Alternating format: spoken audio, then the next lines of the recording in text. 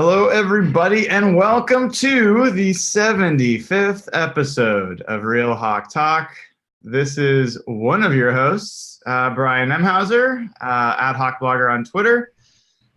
And I've got to bring in the rest of the crew right away. We've honestly already been talking about really silly food takes that Evan has, and Jeff coming to Seattle for the Ravens game. It's going to be big. We're going to get Cable Thanos, Josh Cashman down for that game. Nathan's going to get – the Ravens game is going to be pretty freaking cool just based off of the people in attendance.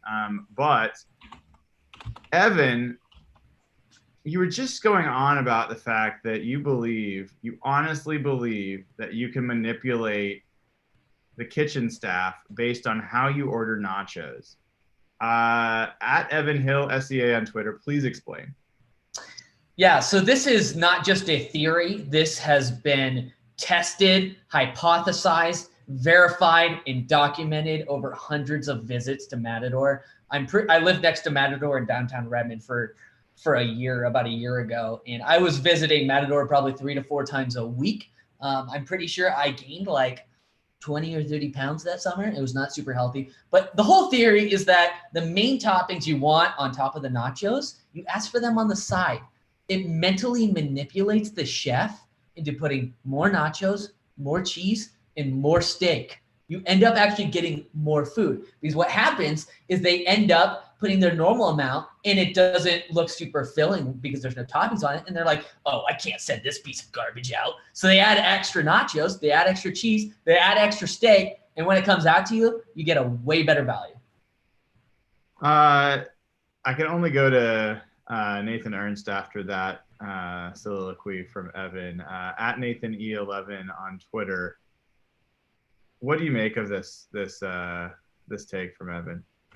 I don't think restaurant kitchens work this way, and I think you have the whole order of the thing wrong because they do the chips and the cheese and the steak and everything first. So they just put on what they put on. And then I'm pretty sure somebody else is responsible for the finishing toppings, like the green onions and stuff. So yeah. I don't think they care.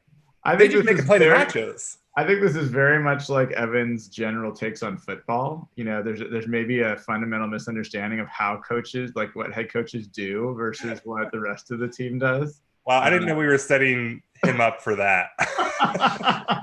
I just got baited. You took me there. You took me there with the way that the food is prepared may not be exactly how Evan has it in his head. But, you know, Jeff, you're probably more of a poutine guy up there in Canada. Do you have any experience with manipulating chefs based off of asking for the fries on the side and getting more cheese curds or anything like that? No, I don't. I'm actually willing to give Evan's approach a shot. I want to see what happens. But you guys ever eat a Chipotle? Of course. Sure. One of the things I learned about Chipotle, if you ask for 2 different meats, they don't know how to do proper half and half, and they give you way more when you get 2 different meats instead of 1. That's how I've manipulated chefs in the past, but... Okay, I have a test for you. When you guys go to Matador or this next weekend, not this weekend, but the following weekend for the Ravens game, get 1 plate, Brian and Nathan's way, whatever, the garbage way, and then Jeff, I want you to follow my specific instructions and see whose nachos plate is bigger. I like this. I'm actually willing to do that. Yeah. Let the data, let the science prove itself. There is something to what you were just saying, though, Jeff. At our cafeteria at work, we have Taco Tuesdays, right? And, I'll go in there and get a taco salad, and I'll say, they really want you to just pick 1 meat, right? And so if you say I want chicken and steak, then they give you like a little bit of both. But if you say I want chicken, and then you say, and can I have some steak? You definitely get more meat that direction. Okay. I have a theory on this too. Because if you go to like Panda Express or something, and you get the 2 entrees, don't say, and Panda Express I think is wise to this now because they make you say both of them first, but a lot of places don't do this. If you order your first entree and just kind of wait and don't say the next one, I am pretty sure they will kind of just sit there and keep scooping usually. Oh, wow. If you say the next entree, it's a cue to stop and go. And if you don't, I think you get more. So I guess mental manipulation. Mental I'm manipulation of the as chef. as anyone here of having crazy theories on how to manipulate service workers. That's a good one. You know, this is really meant to be a life hack show for how to manipulate service workers. We don't do Seahawks anymore. You thought this was your We're pivoting to nachos. If look, we're getting crap in the chat. People are like, I thought we were going to talk Seahawks. If you don't understand that how to order nachos and how to optimize your nacho order is part and parcel to being a football fan, then we have issues we're going to need to resolve over the next few episodes at least. But look, hey, I was just talking with Evan before we even started the show. This is a kind of crazy feeling. I don't remember this kind of feeling in the past few years where the Seahawks played. It felt like ages ago, right? It was like Thursday that they played, and it was a huge game. We had like a crazy post-game show with us like using R-rated language throughout, and for the people that came on early, they got to see Evan just basically mumbling to himself and then swearing every few seconds while trying to figure out how to get the show started. And then, you know, watch the weekend full of games, and now we're heading up to face a Browns team that just got their butts kicked. It feels odd, and I'll tell you. Let's start here. One of the things that I've noticed, and I don't know if this is just among the Real Hawk Talk crew or not, but huge win. Seahawks go 4-1. They beat a rival that they haven't beat in like 2.5 years, maybe 2 years. I don't know. I can't remember exactly how long. And I kind of feel a little bit pessimistic about, like, I'm not sure how good the Seahawks are right now. Like, I've kind of gone this route, and there was a lot of kind of critical comments coming out in our chat over the last few days. I will start with Jeff Simmons, who was kind of bucking that trend. You feel better about the Seahawks after watching the weekends full of games.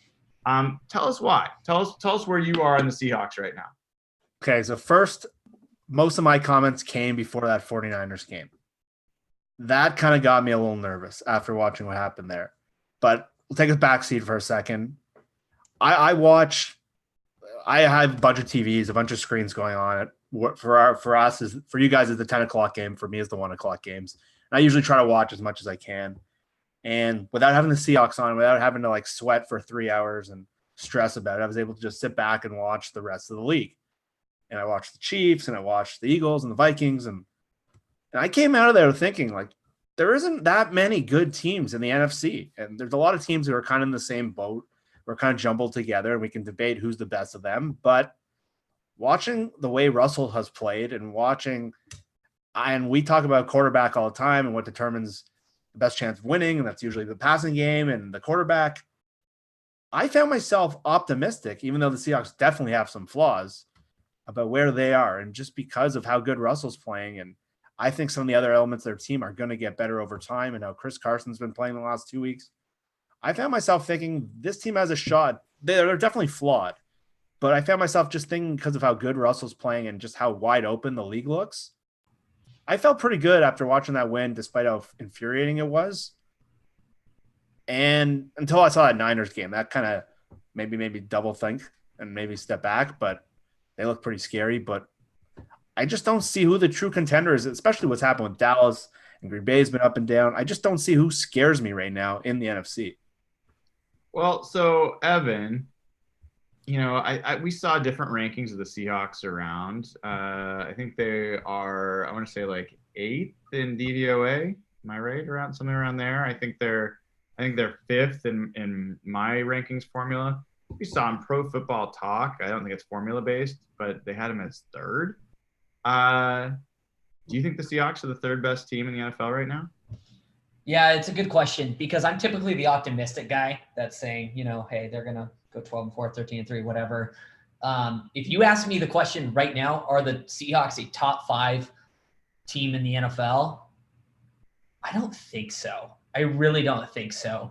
And I know their record may indicate so. And I understand that Russell Wilson is playing lights out, like out of his mind. Yeah, he's like a strong MVP candidate, if not the front runner right now.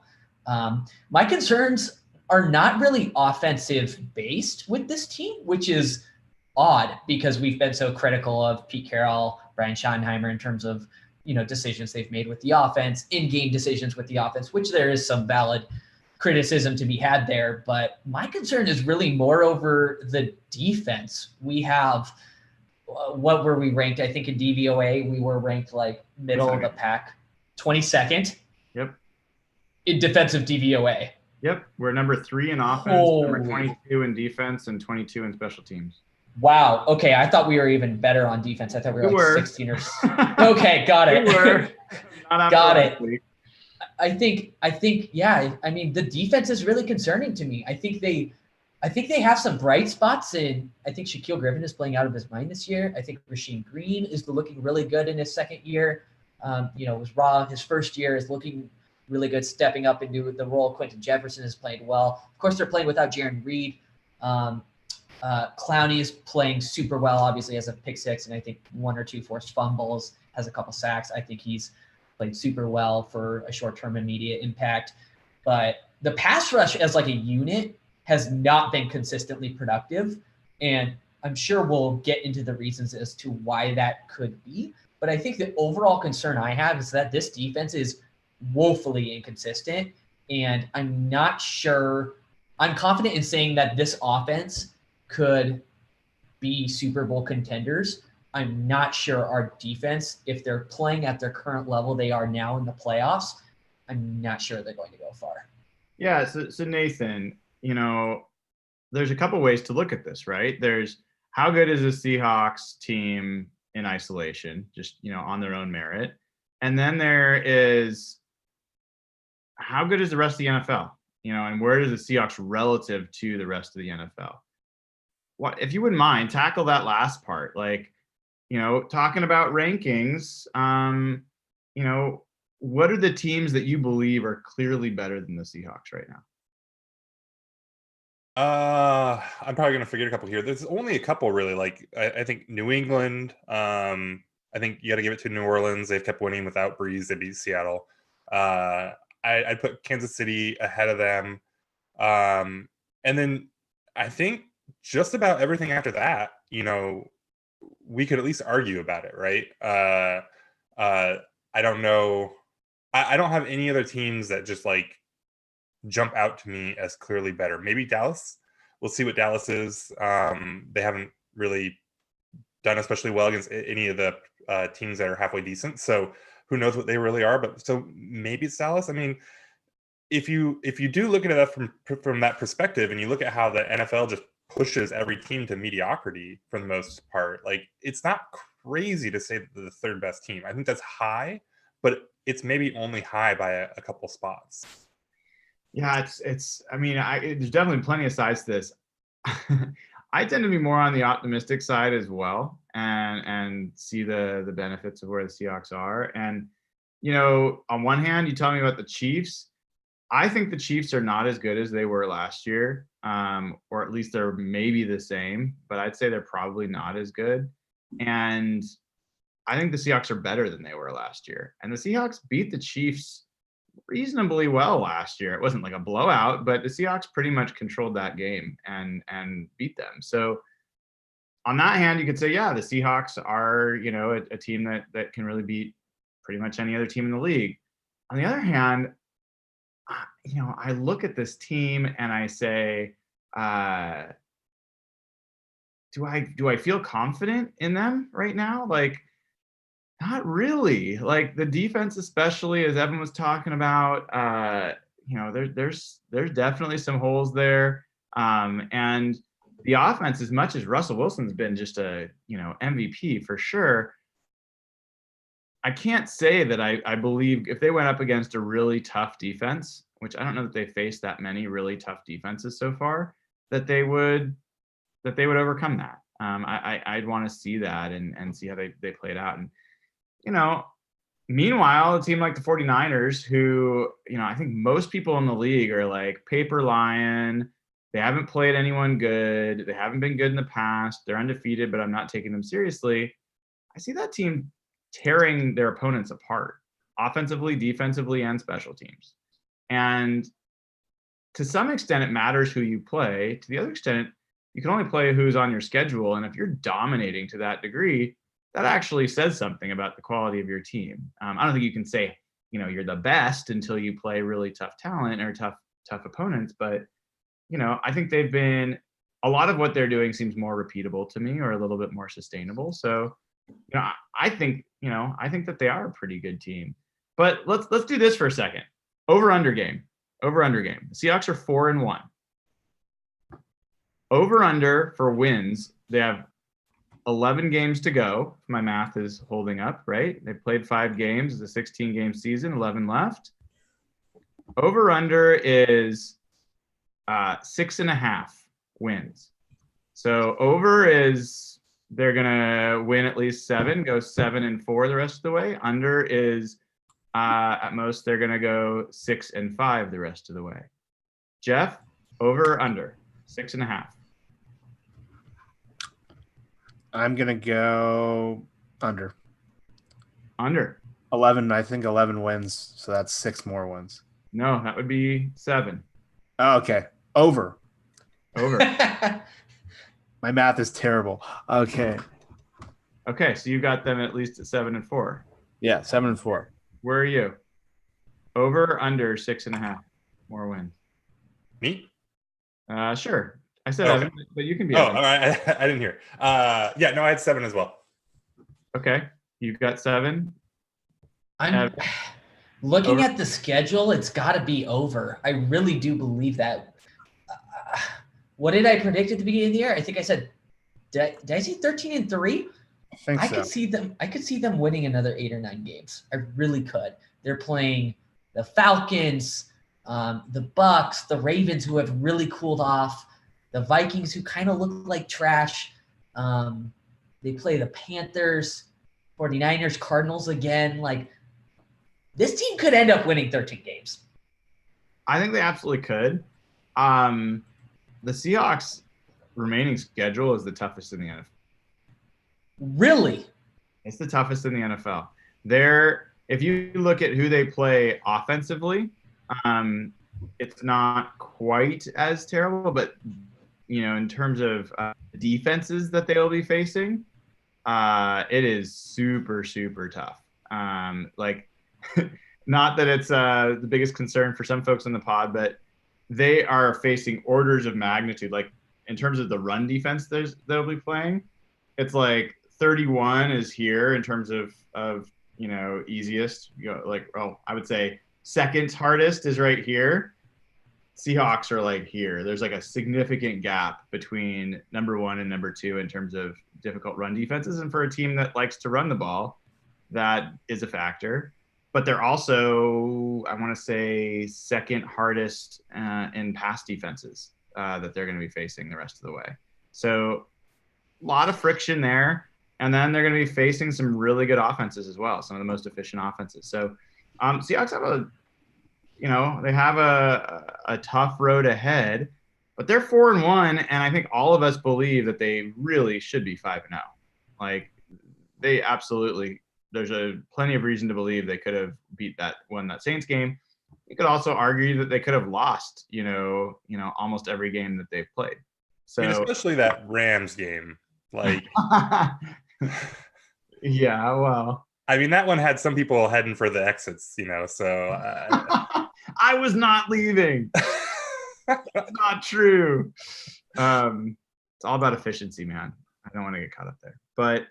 Yeah, it's an interesting place, to be, where there at least are some questions. But let's go back to that game for a second. I know it feels like ages and ages ago, but Nathan, I don't think we've heard as much from you on that. What was your takeaway from that win over the Rams?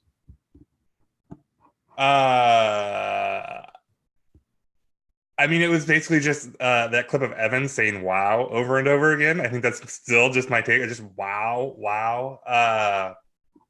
Yeah, wow. I mean, Russell is amazing. That game was super fun.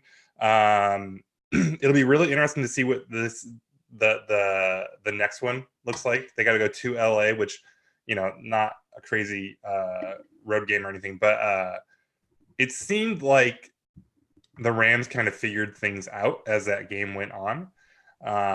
And they started off pretty slow. And so I don't know if Seattle caught them by surprise a little bit with some stuff. Now that they've seen each other once, they play like week 14 or something like that. So they're going to have to put a lot more on tape between now and then.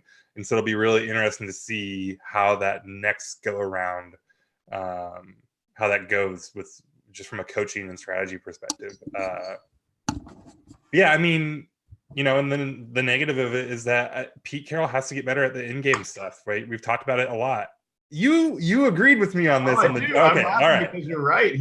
I'm laughing at the notion that he has to get better at it. He's not going to get better at it. He's not. But like, this is the stuff. Like, these are the things that will trip up a team in the playoffs, right? Like, or can, right? He's leaving stuff out there, and he's leaving.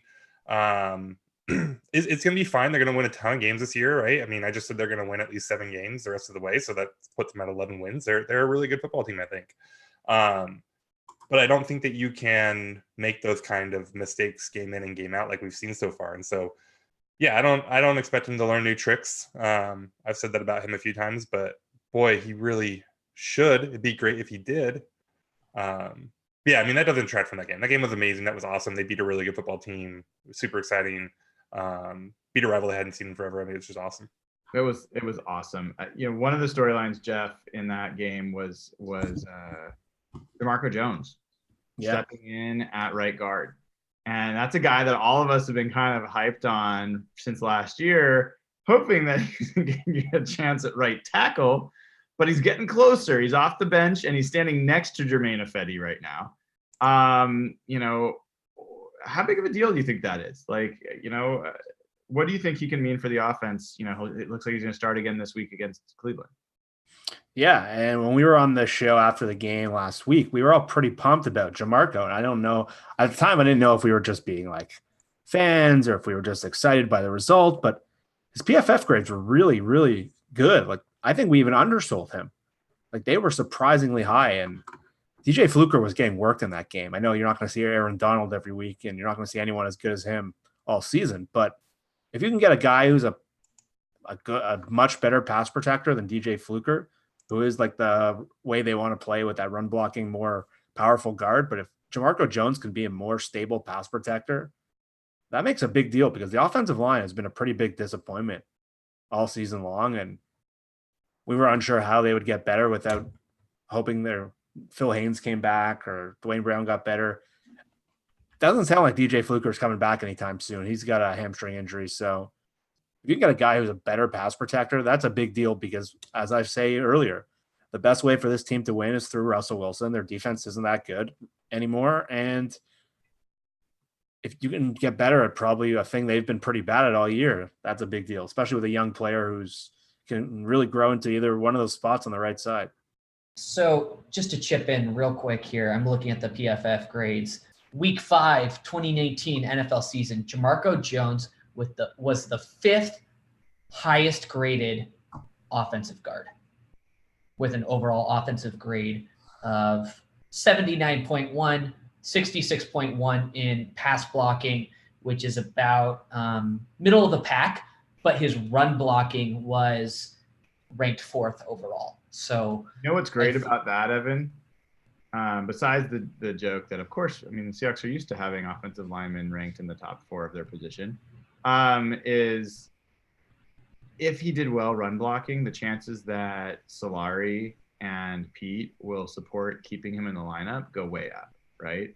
If they think that he is just a good pass blocker and maybe not as stout of a run blocker, then he finds the pine a little faster. So, I I think we all believe that I would put Joey Hunt out at right tackle and think that he might be a better pass blocker than Jermaine Ifedi. But, But I think the comparison is really to DJ Fluker, right? Sure. I'm just looking at his PFF stats.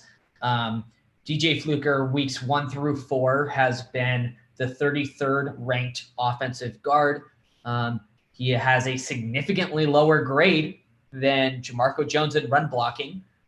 He does have a slightly better grade in pass blocking, but as you said, Solari and this team really prioritizes run blocking. And I think Jamarco Jones' performance last week gives him a good shot to stay in the lineup despite that contract extension that they gave to Fluker. Yeah, and I mean, this matters this week even as they start facing Myles Garrett. Yes, Garrett's going to be going against Ifedi, but they've also they've been running twists and stunts with, other teams, opponents of the Seahawks have, and been looking for ways to isolate on the guards. And Upati's struggled with that quite a bit. He struggled early in that Rams game a lot with twists and was giving up all sorts of pressure. And so having a guy like Jamarco Jones, who's athletic and young and can move his feet, could hopefully help even Ifedi a little bit on some of those plays. Like we saw it in, I think it was the Steelers game where, Fluker completely just stayed with the guy, ran right into Ifedi and did not trade off players. So I think that's a big turnaround. Thank you to Snowdub Music and Entertainment for your donations in the chat. Really appreciate it. And I think we got one earlier from Russian Bot. Thank you for your. And what did Russian Bot say? What did Russian Bot say in his text? Do you remember? Really, well, yeah. Maybe you should say it. And I quote, "Evan, you're a genius. Live your best life." Thank you, Russian Bot. You have to pay money to be able to allow those words to enter the airwaves, but we appreciate your contribution. Like Nathan, another guy that kind of literally pulled himself off the off the turf on Thursday was Tedrick Thompson. And I think we owe it to him to have a bit of a conversation about him. No show, no two guys. I've probably had enough, as much negative things to say about how Tedrick has played. That's a big play. Do you have any different perception on what he's capable of? Do you think that could be a point where he turns into a more viable starting safety for the Seahawks? Yeah. It was one play. It was a huge play. It was awesome for him to have that moment. Really was you were standing right there. The dude literally ran from one side of the stadium to the other side of the stadium and back to the he was having the time of his life. And so that was all awesome. But end of the day, it was one play that he barely made, and he missed a lot of tackles in that game. And he was part of the problem when they were getting diced up. And so awesome that he did it. Would love to see it happen more, but right now he's made one play in 14, 15 starts. And so and it wasn't like he looked like he had generally turned a corner there. So still somehow better than Marcus Blair, which is a mystery. But I don't think he's shown anything to make the team believe in him more than they did a week or two ago. Well, let's talk about that for a second. News today in the press conference, Jeff, was that Marquise Blair, Pete's saying that he is settled in at the free safety spot. What do you make of that? Do you think there's anything significant there, or is that, just where things stand right now? No, I think I really agree with Nathan, and I think that only adds what Pete said today adds to it. Tedrick made a great play. That was an unbelievable play. That was a great moment, but that was a pretty fluky, unlikely play. He caught the ball on his fingertips on the ground. That's not a sign that things are coming up for him. Maybe his confidence will be better. But Pete was asked today about the rookie class in general. When he started talking, he mostly talked about some of the other guys on the special teams, and then eventually talked about Collier. But he talked about Blair. He did say that he's primarily playing free safety now, and that he was just way behind in terms of knowing the playbook. He was pretty clear about that today. But I think it means that he's closing the gap on Tedrick. He mentioned this week he's going to get a lot more snaps in practice. Blair is going to get more snaps in practice. I think that door is closing for Tedrick, and I think if the coaching staff starts to trust Blair a little more, I think you're going to start seeing him get snaps and packages. And I agree with Nathan. I don't think Tedrick is long for this job. I think he continues to make mistakes. He misses tackles. I think there is significance to that comment, and I think the time is coming where he's going to take over at free safety. So interestingly, folks know, we're always looking to grow the community and always appreciate folks that subscribe here. But we also have our patrons over at patreon.com/hawkblogger. And one of the things we try to do to give back to patrons who are given to us is to answer their questions. And Bryce, I think it's Coots, might be Couts, asks along these lines, asks if the Tedrick interception will kickstart his career, or if we think Colbert or Blair will take his spot this season. So we talked about Blair. I don't know, Evan. I mean, where I come down is that I think there's a lot of signals that the coaching staff does not believe Blair can be trusted in a game.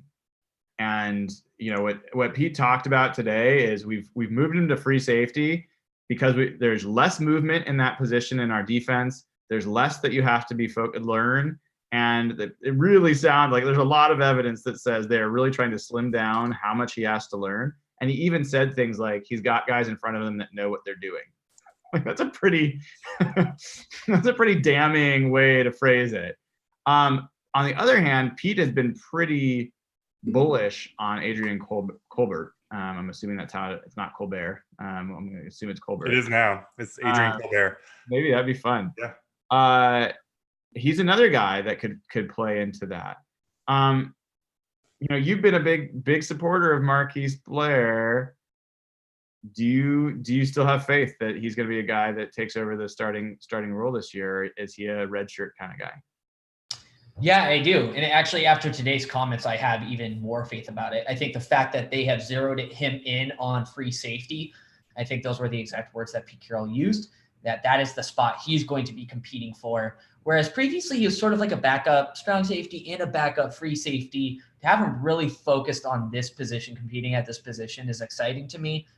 Pete Carroll talks about, maybe not or hinting at not trusting him on the football field, worried about, coverage mistakes and stuff like that. But I mean, he could say that, but as an objective fan, I don't know if I trust Tedrick anymore. I probably trust Delano Hill actually more than any of them, but at the end of the day, he's a rookie. He's a few games in. If it takes a few extra games for him to learn the schematics, fine. I totally get it. But I do think when it comes down to playmaking ability, Marquise Blair is the best free safety on the team. Adrian Colbert is an interesting one just because he's new in the league. He was like a 6th or 7th round, maybe UDFA rookie for the Niners 2 years ago. He had sort of a crappy year in his second year, and then he was released, and the Seahawks picked him up. So, yeah, he was promoted to the 53-man roster recently because some other team was trying to snipe him and take him, promote him to an opponent's 53-man roster. So, I think there's some good competition at free safety.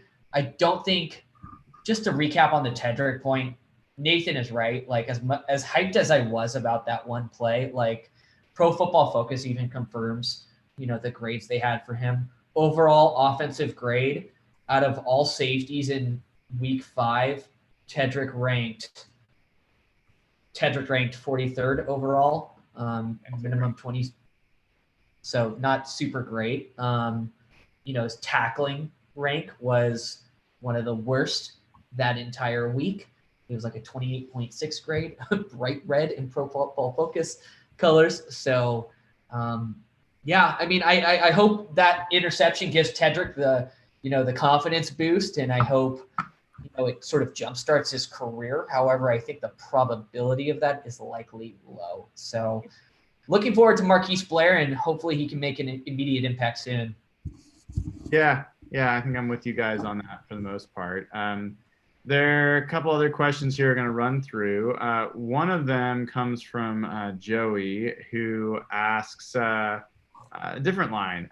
He noticed that some of the folks on the show have a verified mark on Twitter and other folks don't. And to be specific, Jeff, you're the blessed one of the group. Talk to us about how, I don't think a lot of people know your past life, and talk to us about how you got verified. Yeah. For those who don't know, I live in Toronto. I worked in Toronto in media starting in 2008. A variety of different jobs, but I worked for a company called Sportsnet, which is eventually the Canadian equivalent to ESPN or Fox Sports, something like that.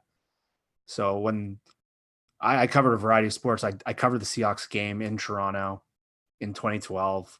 I covered basketball, baseball, but when a lot of Mariners fans probably won't like this, but when the Jays made their playoff run in 2015, like I was down at the stadium every day. I was down at the ballpark. I was doing radio shows, and that Twitter Canada was around our office a lot, and they gave blue check marks to a bunch of us just to kind of add credibility to the work we were doing.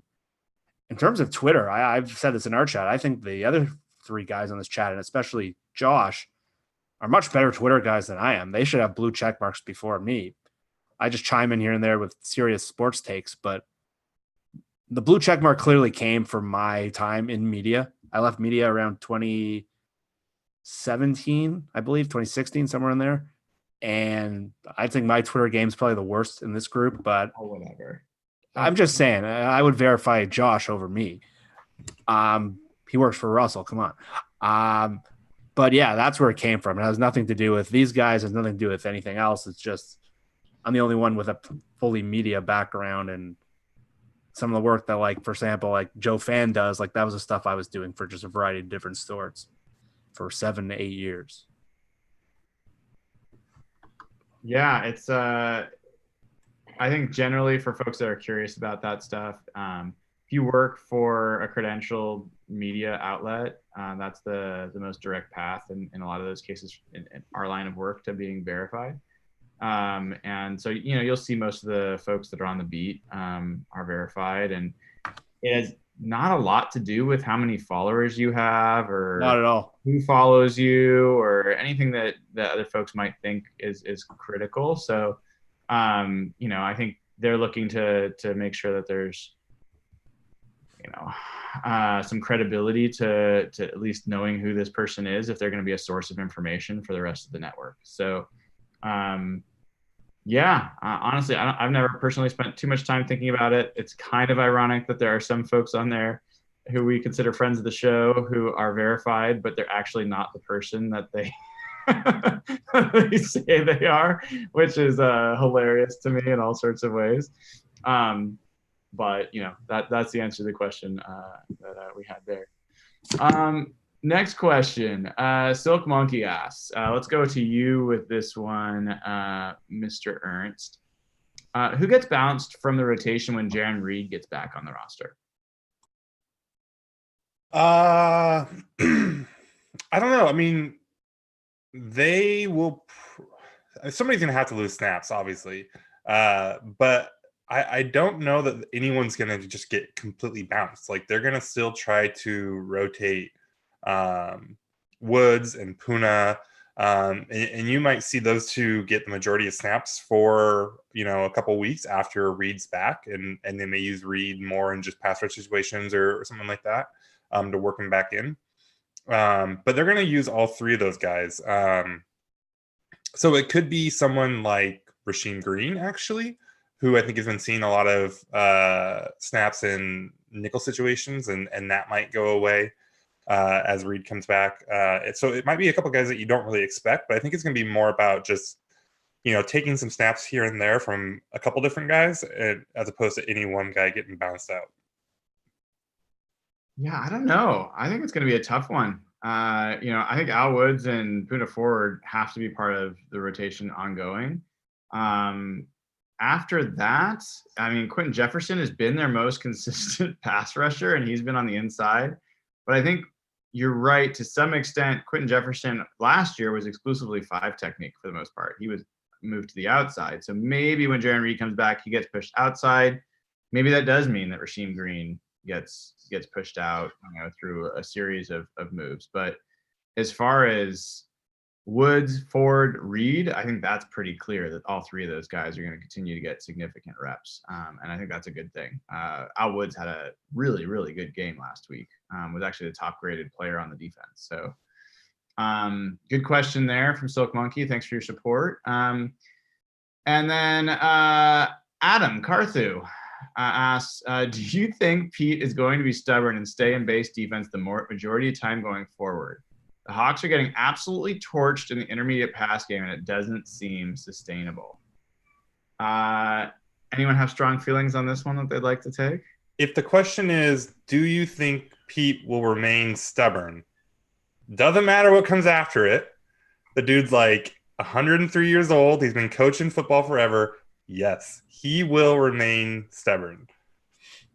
Yeah, well, an interesting twist on that, I would say, because I agree with you on that point, is he seems to believe that that they figured something out with this 3 linebacker defense. But I think that there's also an underlying part. If they had a player of Justin Coleman's caliber for nickel, would he be stuck? Would he be focused on this? I don't know if he would. Like, I think that there's another factor here, which is just, I don't think he has that much confidence in their nickel defense. So that's the other piece to me that plays a role. But I'd agree overall with what you're saying, Nathan. I don't think they're going to be moving out of it anytime soon.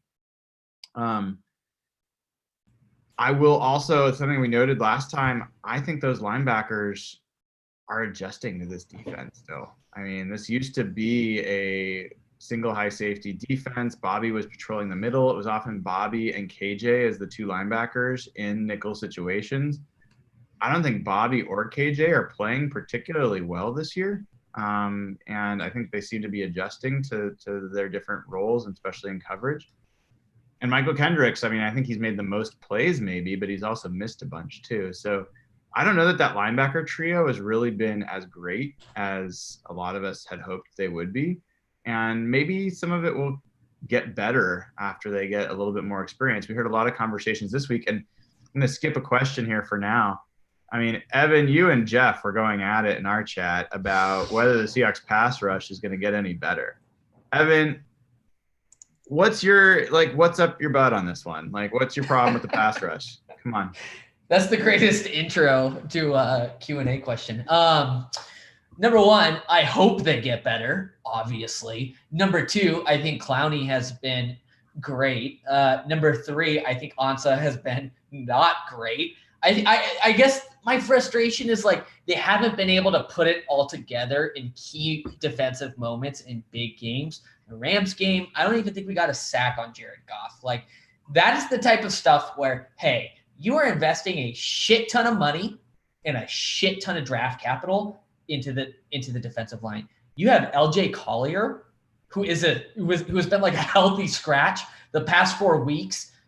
Has made very minimal plays. I get he missed training camp. I get it. But he's healthy now, and he's a first-round pick. And if he's the player you expect him to be, I expect him to be sort of at least making an impact where, hey, you call out his name on Sunday maybe once or twice. We haven't seen anything from him. Ansah, we paid $10 million with incentives. That's a pretty good-sized contract. He's an elite player that everybody thought he was when we signed him. If he's fully healthy, I expect him to be producing like an elite player. I don't think that's a big conundrum. I really have extreme frustration with this. Don't expect anything out of the pass rush. They're not going to be ready for another 6 weeks. That's bullshit. We're paying them a ton. We have invested a ton of it into the defensive line. We can't wait 6 weeks for this defensive line to get their shit together. This defense has been woefully inconsistent. We have some really difficult opponents coming up. This team cannot afford 6 weeks of a whole position group just taking 6 weeks off. Unacceptable. They have to produce immediately, especially with what we've invested resource-wise into them. There's other groups that are competing just as much as other groups. Like, the defensive line needs to, I guess my frustration is really with the coaching excuse. Like, to me, it's complete bullshit to say like, oh, they're really not going to be good for another 5 weeks. That's unacceptable. That's unacceptable with the level of talent and resource allocation you've given this position group. Jeff, That's my rant. tell I me was gonna say I actually didn't disagree with what Evan said for at least the beginning, but then he kind of went off on a tangent there. I see what you're saying. Like, I'm definitely not coming out and saying the pass rush, like, it's okay that they've been bad, because they haven't been good. They've been bad by every pretty much metric. The problem with what you're saying is there's just way too much black and white, just blanket statements of no context. Like, just because you invest money in a position and talent in a position does not mean they're going to be good right away. Or like Bobby Wagner, for example, like if you want to talk about money invested, like he's been underwhelming. Like we could look at that area, but just to talk about what you're saying, there's a reason why Ziggy Ansah came available. Let's start with him. He had a major shoulder injury, and Sure. Remember like Tyler Lockett, how he was coming off injury. He's a guy who barely played in a year. He didn't play training camp. He's not only that, he's learning a new system. So obviously I would expect a little more than what he's shown so far, but I think as a fan, you got to kind of be realistic of what you're expecting Ziggy Ansah to be 3 weeks into a guy who hasn't played in a year. So what is a reasonable expectation for Ansah this year then? Like, considering the injury history, considering what he's being paid, considering his experience. He paid that much because he had the injury. Like, he was a guy who was like looked at the year before as the number one free agent in the class. He's a guy that a lot of people didn't think would play till midseason. Like, I think you need to see something in the second half of the year. I think you expect a little more, but I don't think it's reasonable to be like, what's going on with them? I think if you remember our conversation before they got Clowney, once Collier went down, like, what were we saying about this defensive line? We were talking about it like it was a freaking joke. Like, we thought they were going to be worse than the league. And Collier is a guy who's not an athletic player. He's a guy who Brian's talked about a lot. This is pretty much a redshirt year for him. Saying just because he was a first-round pick, he probably shouldn't have been a first-round pick. That's on the front office more than it's on the coaches or anything else. This is a guy who's more of a run stuffer, power player. I just don't know why we're expecting this unit to be good. And then Clowney came out after I said all this the other day. Clowney came out today in that article in the Seattle Times and pretty much relayed what I was saying. Like, there's a big learning curve when you're playing a new scheme. Like Von Miller, for example, they switched to Vic Fangio's scheme. He has 2 sacks. He's a dynamic pass rusher.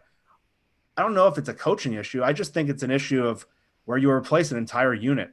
Listen, if by week 10 or something, this is still going on, they're still talking about how they're going to get better soon, then we got a real problem. I'm still with you. I'm still frustrated. Like, against the Rams offensive line, which was pretty bad, they did shit. They did nothing. And this week they're playing an even worse offensive line. I guess that's where I slightly differ than you. I'm a little bit skeptical that it's going to come together late. Okay, then that's season. Totally fair. And that's my concern. Don't like, agree with him, Jeff. Come on, man. But that's my concern though. We're entering week 6. Like, this is not week 3. This is not week 2. But this is not week 1. Week 3, right? But dude, Evan, listen. Like, Ziggy Ansah was not only a free agent that the Lions didn't bring back, but nobody in the entire league signed him in free agency. He was sitting on the street all the way until May. Like, nobody was going to sign him. So there were real issues with him physically that were their big risks. He's coming back. You've got Jadeveon Clowney, who, like, all right, was actually not a great pass rusher so far in his career. Like, that was one of the things we all talked about. We knew it coming in. As much as we liked him, he has not been a great pass rusher. He's been an elite run defender, but he's not been a great pass rusher. He has improved, but, and then you look at a guy like Frank Clark going the other way, who was a really good pass rusher. That guy's been a 0 in Kansas City. So, I do think it's fair to understand that you've got these guys coming together. And then you got Jaron Reed, who they had no idea was going to be suspended for 6 games, something that happened years ago. So a lot of things changed, and I think the coaches are doing, what they can. None of that means that any of us are happy with the pass rush, but I think what Jeff's saying makes a lot of sense to me, that and what we're hearing from Jadeveon Clowney, what we're hearing from Pete in this case makes sense, that they're learning, they're figuring it out. And one of the things Clowney said was they were actually rushing they kept rushing into the same pass rush lanes. I can guarantee you the coaches are not coaching them to do that. I think that they're trying to run them through the reps. You get limited practice reps. It's going to take a little time for them to get that rhythm. Let's hope that this week, the Browns offensive line got destroyed by the 49ers. I don't think the Seahawks defensive line is anywhere near as good as the 49ers defensive line, but can they get some pressure? I think this is a place to start. The last two, okay, that's reasonable, but the last two offensive lines we've played are so bad. The Cardinals are horrific. The Rams are bad. There were big moments in that Rams game in the third and fourth quarter where Jared Goff had all day to throw on this defense. There were big drives at the end of the fourth quarter where just a little bit of pressure, maybe a sack to the quarterback, would have ended the game. They didn't come up in those moments. And I get it. New scheme. They're new to the team. They got to gel. They're still learning. But it's frustrating because these games matter. These games matter. These are the games you have to win if you're going to earn the number 1 or number 2 seed in the playoffs. But, but they won both those games. Facts. The Seahawks had an 11% sack rate against the Cardinals. That's damn good. They had 4 sacks in that game. That's actually more than I thought they did. I think you're remembering differently. I mean, they went against the Saints and had 0 sacks. Their last two home games, they have a total of 0 sacks. It's not good. And the Rams' offensive line is shit this year. It's really bad. The Saints' offensive line is not. Saints is one of the best pass protecting offensive lines in the game. It's why a guy like Teddy Bridgewater, who's not that good, is actually playing pretty well. So, they had 5 sacks in the first week, which is pretty good. They had 1 sack against the Steelers. They had 0 sacks against the Saints. They had 4 sacks against the Cardinals, and they had 0 sacks against the Rams. So they've been inconsistent. It hasn't been great, but there's been flashes. And I mean, I can't believe I'm defending as someone who loves the pass rush more than anything else. It has been incredibly frustrating. What I wanted to see more than anything else last week, besides winning, was to see Jared Goff just getting destroyed by Jadeveon Clowney and Ziggy Ansah, and it never happened. So that was super frustrating. I'm with you on that. I don't think it's hopeless though. I think it's going to take some time. I do believe it's going to take a little time. Man, we've got so many questions. We're just getting started here. Take a couple here before we keep going. I think we spooked Evan. Yeah, well, Evan just keeps getting up because he's probably got his wife, yelling at him. And I have 2 very furry children that love to scream and make noise. I'm waiting for the wellness check to come to your front door again after you scream like you did after the Seahawks beat the Rams. But Nicholas Cahoon asked, he's a patron, asked, not to take anything away from Ken Norton Jr. has accomplished in the past season, but do you think the Hawks would pursue Dan Quinn to take over as a defensive coordinator if he became available at the end of the season? Nathan, take this one. I just don't get it. What has this dude ever done of note other than blow leads to Tom Brady? I don't know. He was good in Seattle when they had just an absolutely loaded defense, and I guess that's it. His defenses have fallen apart the last couple of years. He's again completely blown big leads in Super Bowls. I just don't get it. I'm not I don't think he's bad necessarily. I don't think he's a terrible defensive coordinator, but I don't get why. I mean, it's just like a glory days thing, right? Let's go back to when, let's go back to 2013. Yeah, cool. I don't know that Dan Quinn's going to get you there. I don't know what he's shown you that says he's going to get you back to that point. Yeah, I think the big thing, the attraction with Dan Quinn, and the reason I always loved that coupling with Quinn and Carroll is Carroll's specialty is secondary and Quinn is a defensive line coach by nature. And Quinn was always able to find ways. There was a reason that when he was the DC, instead of Gus Bradley, that defensive line found ways to rush the passer in more meaningful and more consistent ways. So I think that's what he brings. It doesn't mean that he overall, from a defensive coordinating standpoint, is the best, but I certainly believe he brings more than someone like Ken Norton does. And I think he's a better fit than Gus Bradley because Gus Bradley is a secondary guy as well. So Gus Bradley was a guy that was overlapping with Pete Carroll's strength.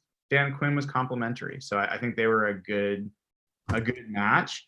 there's no way Dan Quinn's going to take a DC job, anytime soon. I think he's a guy.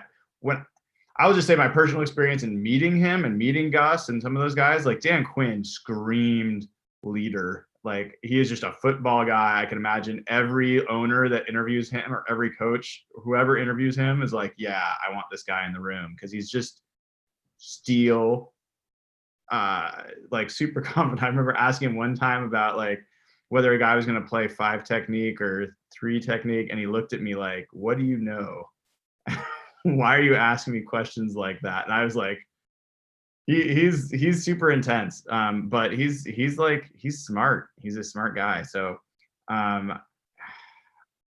anyway, I don't think he's coming back. I don't think it's worth spending a ton of time on it. If they did have an option to bring him back, I certainly would take him over Ken Norton. All right. Evan.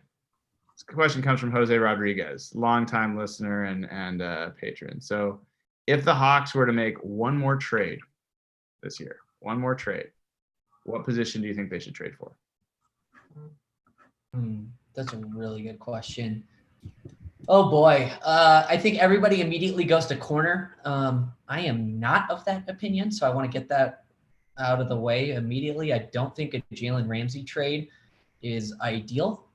It's going to cost 2 first-round picks, so I think the corner position is actually fine. Shaquille's playing really well. Trey Flowers is okay. He's a decent corner. I don't think upgrading that other corner spot suddenly fixes a ton of issues on this team.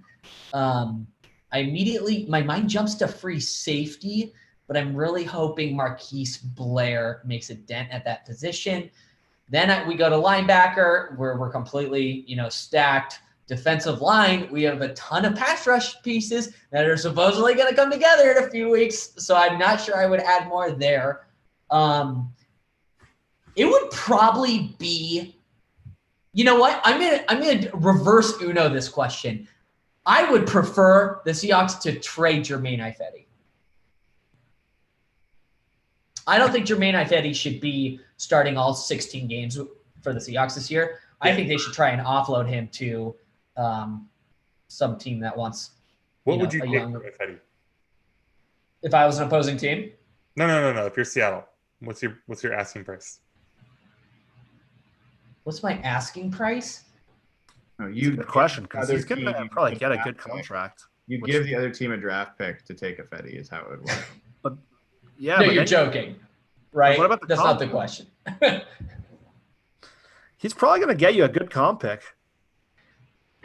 Yeah, I think he'd probably net you a 4th on it, a 3rd or a 4th. I'd probably ask for, I think, a 3rd or a super end of the round 2nd. So like roughly like Clowney compensation, about there. No one's giving a 3rd for Ifedi. No way in hell anyone's giving anything close to that. First of all, I don't think there's anyone that would trade for him in the league. And then, I don't know about that. And if they would, you'd be super lucky to get a 7th round pick for him. I will say right now, if he walks in free agency, he's getting a deal more than $8 to $9 million a year. I think that you'd get a conditional 7th round pick in the 2035 draft for Jermaine. You got to do the Moneyball thing where you trade him away. Stops playing him. You know what's funny about Ifedi, though, is he's a guy I could totally see going to like the Patriots or somebody and being really good. No. Like starts over in a new system, actually has good offensive line coaching. Yeah. No. Yeah. I don't think there's any chance of that. But, Jeff, other positions that have come up in this conversation before, wide receiver. AJ Green names come up. Safety. Not that there's one that's available, but for me, if there was a decent safety available, far and away, that's a position I want to upgrade. What about receiver? Would you be supportive of the Seahawks going out and bringing in a receiver? It all depends on the price. Right now, it looks like Jerron Brown is getting a run as the 3rd receiver on the team. I said a couple of weeks ago, I'd like to see a lot less of Jerron Brown, even none of him. He fumbled again last week. Well, not again. He fumbled pretty badly last week. And yeah, if you can get AJ Green for a reasonable price, I would 100% be down for that. If you have Green, Metcalf, and Lockett with Will Dissly, that's a crazy offense, and that's the best way to neutralize your pretty shitty defense. But obviously, right now the biggest problem, I agree with Evan, that corner is they're not getting beat deep. It's more to the middle of the field stuff where they're not tackling, and like Gerald Everett was just running free all day on missed tackles last game. They've had issues with tackling Kamara and Kyler Murray, and so middle of the field players like a free safety. To me, that's the biggest area of this need because it's the tackling, because they're allowing those short coverages, those short guys in their zones coverages, and they're just missing on them and they're whiffing.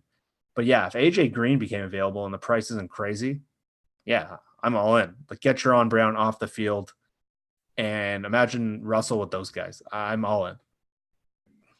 Nathan, we'll touch on you on this one, and then we'll move on. But nickel corner, another spot we've talked about before. If you could pick one spot on defense, let's say, to upgrade, which spot do you think, without knowing the specific player, which spot do you think the team would benefit most if they got an improvement at that position? I mean, the question is whether they are doing this base defense thing because they think it's good, just generally philosophically, or if they're doing it because they botched the nickel corner position.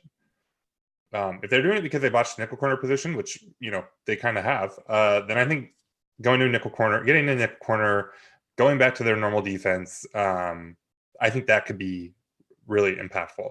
And that one probably doesn't even need to be like some big trade. That's not a Jalen Ramsey trade, right? It could be another Coleman or Burley trade, or maybe something a little bigger, but they don't have to go crazy to add to that spot. So I think that's the spot where they could really improve the most, just because it could change what they're doing and get them back to some stuff that's more tried and true for them. Yeah, I think of all of them, it seems like the most realistic place that they could find talent to upgrade and have a real impact.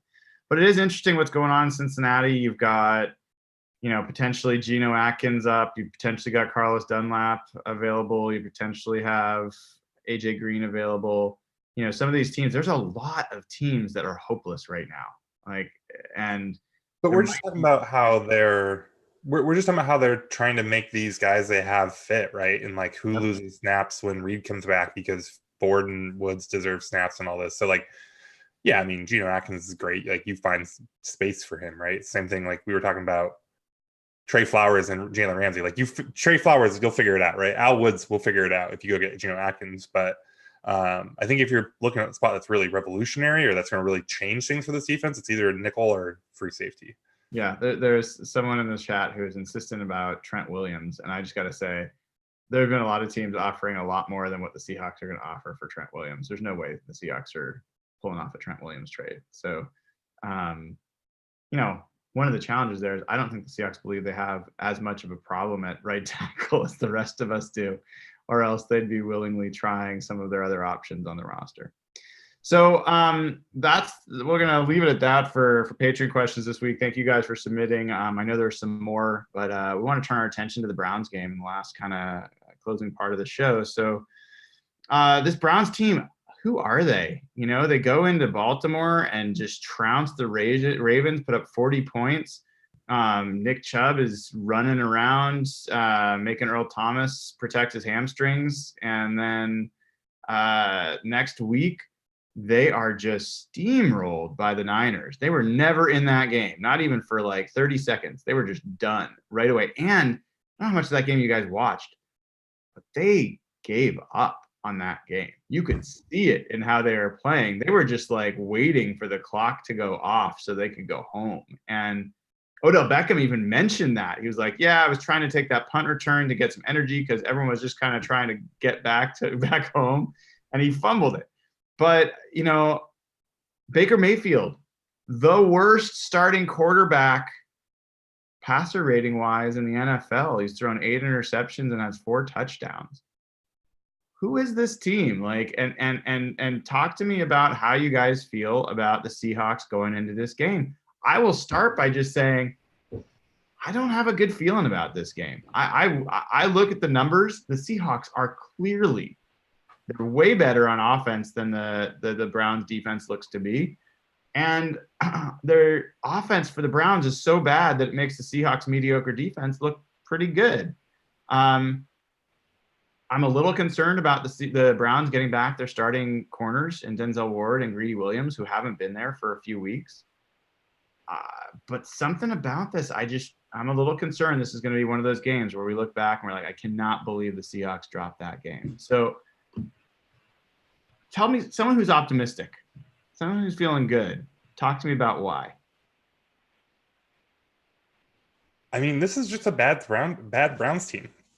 Like it, every year, especially early, there are weird results that throw us off the scent. And everybody had this Browns team buried until they went out and boat raced the Ravens. But then, like you said, they turned around and they got demolished. They weren't even competitive. And all the ways that you would measure a team from a stats perspective, it tells us the Browns are bad. Like, I knew that they had not done well this year. I just looked them up in DVOA. They're 26, right? Not good. So yeah, maybe they'll get some players back. Maybe they haven't been totally healthy. It's a road game. So, look, anybody can lose to anybody in the NFL, right? Like that's still true. But I mean, this is probably just a case of what is a pretty good team against what is a pretty bad team. And I don't think there's much reason to think Seattle should lose this game from what we've seen from both teams this year. Jeff, the Browns, I believe, were 8th in defensive DVOA as recently as like a week ago or 2 weeks ago, before this pratfall on Monday night. They're down to 15 now, by the way. Yeah, they've really dropped. So hard to argue that other than the special teams, which have been really good, it's hard to argue that the defense isn't one of the strengths of this team. Do you feel like this is a defense that can slow down the Seahawks? Are you worried about Myles Garrett going against Jermaine Ifedi on snap after snap? Well, you stole my answer. I said there's one way where this game can just become one of those ugly games for the Seahawks, and it's that exact matchup. We've talked about Jermaine Ifedi so much on this show. We don't need to revisit what we all think of him. We all know. He's going against arguably one of the best pass rushers in the NFL. He's got a ton of sacks already, generates pressure at pretty high rates. And that's a matchup that can just blow up everything they're doing. And that's if anything's going to scare you about the Browns, it's that matchup. We're going to see an old friend, Sheldon Richardson, this week. He's going to probably line up a lot against Jamarco Jones. But the Browns just overall, they more seem like a collection of talent and not a team. And every year someone wins the offseason and they get all this hype. And we're kind of seeing it with the defensive line group in Seattle right now, where all these pieces are added, but they don't seem like a team. They don't seem like they're going in the same direction, and they just have a lot of talent, but they don't seem to be working in unison. And more so than any other sport, especially with baseball, what managers do that nowadays compared to what football coaches do, I think the head coach of a football team has a massive impact on personality. I think it has a massive impact on how a team plays. And I think they totally whiffed on their head coaching hiring. And I think Freddie Kitchens is not ready for this job. I think he's kind of a goof, to be honest. And I think the team has taken on his personality, and they switched coaches after that hot stretch last year. And I think they kind of bought into their own hype. And Baker Mayfield talked a ton in the offseason. Like, Odell Beckham's been super quiet. Like, he hasn't said anything. His stats are really low. He's barely been impacting the game. But I think if you watch the Browns play, and I have a bunch, their offensive line is really, really bad. I know we said the same thing last week, but Baker Mayfield is completely skittish. He was like 8 of 25 last week. And if you get pressure on him, he changes. His numbers against good teams last year versus bad teams were like Kirk Cousins-esque last year. So if you get pressure on him, and I know we talked about this last week, so it's probably going to sound hollow, but you can make him look completely skittish. And again, they just don't look like a team right now. They look like just a bunch of talented players trying to figure out what they are. And like you couldn't be more different than they were in week 4 and week 5. And I called Kyle Shanahan the best play caller in the league in our chat this week, and he just picked them apart, completely picked them apart. And I just think every Seahawks game is going to be stressful. That's the way I'm wired. Pete Carroll football is like that. So I think it's going to be another stressful game, but the Seahawks definitely should win this game. I love, I'm going to give credit to Buds Miggle Jib in our chat. First of all, great handle. Second of all, he calls Kitchens a Tom Sula-esque hire. Yeah. I miss Jim Tom Sula and him farting on the sidelines and, just being a just awful coach. You don't remember that story, Nathan? I won't go into detail, but Tom Sula was just, it was in a press conference that he did that. Oh yeah, that. There's conspiracy theories around that. He was the best. My favorite memory of Tom Sula was just that they would show his they love to show his job history, and it was like janitor. It was a bunch of jobs that I have had in my life, and then at the bottom was head coach. Yeah. Anything is possible. It was so fun watching him coach the 49ers. I wish he was still around. Evan, hey, so the Browns have Odell Beckham Jr., they have Jarvis Landry, and they have Ricky Seals-Jones, who, by the way, is, I think, a better tight end than Gerald Everett, who just carved up the Seahawks. And the Seahawks have struggled, with defending some of those receivers or at the receiver position. Is Baker Mayfield as bad as he looks? Do you think would you shake his hand if he walked up to you right now? How do you feel about the Browns offense against the Seahawks defense? First of all, Baker Mayfield is a complete punk, but I love him. And I think, this team, for everything we said about them, yes, they're inconsistent. Yes, they don't look whole. Yes, they don't look complete. But at the end of the day, like Jeff said, this team has some talent. They really do. They have Jarvis Landry. They have OBJ. They have Nick Chubb, who's had a phenomenal start to the year. Baker Mayfield, when he has time, is really, really good. It's really hitting on the points you guys have hit. I think if the Seahawks can apply pressure to Baker Mayfield, he's going to crumble, and the Seahawks are going to win this game. The pass rush can make this game very easy and non-stressful. My concern, though, really, and Jeff, you mentioned it, yeah, OBJ's been quiet. But you know what? If Tedrick Thompson is starting on Sunday, that's a great opportunity for OBJ and those receivers to get going again, for that Browns offense to get going again. They have some weapons. They really do. And I think the key to this game is the pass rush. Like you guys nailed it. Their offensive line is not good. It should be a get-right game for our pass rush. Hopefully Clowney, Ansah, and Collier can make an impact this game. So it should be it should be interesting. All right, let's close up with predictions. Nathan's favorite part of the show. Evan, you just went through and talked about how you think this game is going to go. What do you think the final score is?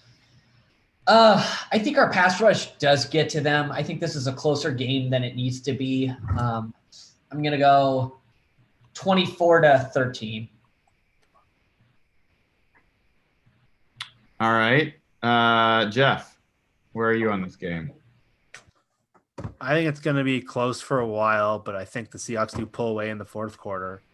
I think that's when someone on the pass rush finally makes a play, and the Seahawks do their usual, frustrate everyone for 3 quarters, make dumb coaching decisions, and then pull away in the fourth quarter. I just assume every Seahawks game is going to go like that. But so I'm going to go 27-16 Seahawks.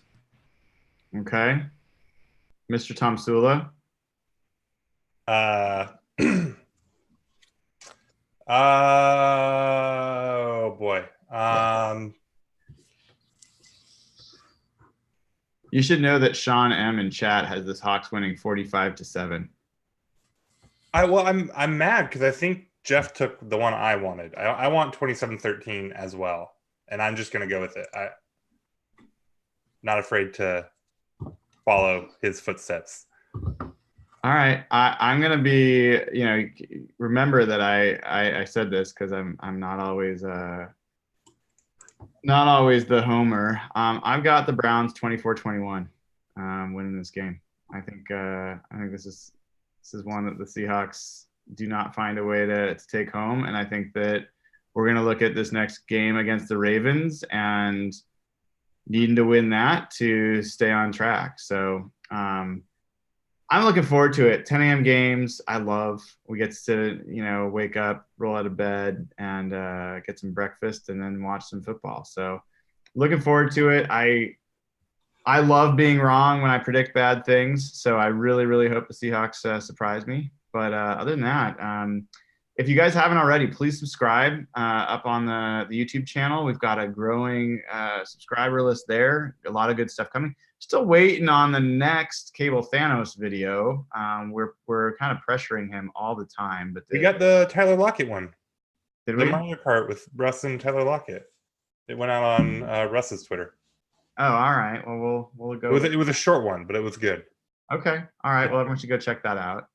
And then, please subscribe on either SoundCloud, iTunes, Spotify, Apple iTunes. Sorry, I said that already. Google Play is what I meant. All those are available. Leave comments, leave reviews. Those are super helpful for us. Tell other people about the show, or join over at patreon.com/hawkblogger. So again, we donate a minimum of $10,000 every year to Ben's Fund, and generally we try to do 20,000. And whatever we get on top of that, we try to reinvest in the show to get more good content, more good guests, all that kind of stuff. So I really appreciate you guys supporting the show, and it's been fun talking with you again. So with that, I'm going to say good night, go Hawks, and let's hope we're talking about a 5-1 team come next week. All right, take care, everybody.